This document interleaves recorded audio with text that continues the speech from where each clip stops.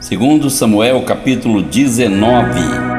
E disseram a Joabe: eis que o rei anda chorando e lastima-se por Absalão. Então a vitória se tornou naquele mesmo dia em tristeza para todo o povo, porque naquele mesmo dia o povo ouvira dizer: muito triste está o rei por causa de seu filho. E naquele mesmo dia o povo entrou às furtadelas na cidade, como faz quando envergonhado foge da peleja. Estava, pois, o rei com o rosto coberto, e o rei gritava a alta voz: meu filho Absalão, Absalão, meu filho, meu filho. Então entrou Joabe na casa do rei e disse: hoje envergonhaste o rosto de todos os teus servos que livraram hoje a tua vida, e a vida de teus filhos e de tuas filhas, e a vida de tuas mulheres e a vida de tuas concubinas, amando tu aos teus inimigos e odiando aos teus amigos, porque hoje dás a entender que nada valem para contigo príncipes e servos, porque entendo hoje que se Absalão vivesse e todos nós hoje fôssemos mortos, estarias bem contente. Levanta-te, pois, agora, sai e fala conforme o coração de teus servos, porque pelo Senhor te juro que se não saíres, nenhum só homem ficará contigo esta noite, e maior mal te será isto do que todo o mal que tem vindo sobre ti desde a tua mocidade até agora. Então o rei se levantou e se assentou à porta, e fizeram saber a todo o povo, dizendo: eis que o rei está assentado à porta. Então todo o povo veio apresentar-se diante do rei, porém Israel havia fugido cada um para a sua tenda, e todo o povo em todas as tribos de Israel andava porfiando entre si, dizendo: o rei nos tirou das mãos de nossos inimigos, e ele nos livrou das mãos dos filisteus, e agora fugiu da terra por causa de Absalão. E Absalão, a quem ungimos sobre nós, já morreu na peleja. Agora, pois, por que vos calais e não fazeis voltar o rei? Então o rei Davi mandou dizer a Zadok e Abiatar, sacerdotes: falai aos anciãos de Judá, dizendo: porque seríeis vós os últimos em tornar a trazer o rei para a sua casa? Porque as palavras de todo Israel chegaram ao rei até a sua casa. Vós sois meus irmãos, meus ossos e minha carne sois vós. Porque, pois, seríeis os últimos em tornar a trazer o rei? E a Amasa direis: porventura não és tu meu osso e minha carne? Assim me faça Deus e outro tanto, se não fores capitão do arraial diante de mim para sempre em lugar de Joabe. Assim moveu ele o coração de todos os homens de Judá como de um só homem, e enviaram ao rei dizendo: volta tu com todos os teus servos. Então o rei voltou e chegou até o Jordão, e Judá veio a Gilgal para ir encontrar-se com o rei ao outro lado do Jordão. E apressou-se Simei, filho de Gera, benjamita, que era de Baurim, e desceu com os homens de Judá a encontrar-se com o rei Davi, e com ele 1000 homens de Benjamim, como também Ziba, servo da casa de Saul, e seus 15 filhos e seus 20 servos com ele. E prontamente passaram o Jordão adiante do rei, e atravessando a barca para fazer passar a casa do rei, para fazer o que bem parecesse aos seus olhos, então Simei, filho de Gera, se prostrou diante do rei quando ele passava o Jordão,